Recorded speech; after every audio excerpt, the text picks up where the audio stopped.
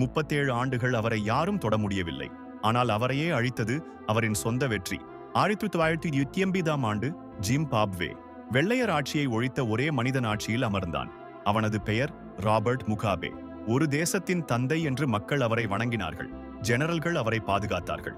விடுதலை போர் வீரர்கள் அவரை தெய்வமாக பார்த்தார்கள். ஏனென்றால் அவர் அவர்களோடு காட்டில் போராடியவர்.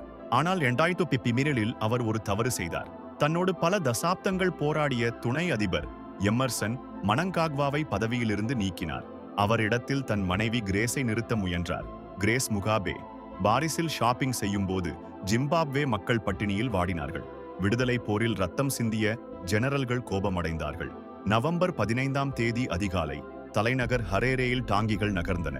அரச ஒலிபரப்பு நிலையம் சூழப்பட்டது. முகாபே தன் அரண்மனையிலேயே கைதானார். அவரை தூக்கி எறிந்தவர்கள் அவரின் சொந்த போர் தோழர்கள். அவரை தொட முடியாதவர் என்று உலகம் நம்பியவர் ராபர்ட் முகாபே.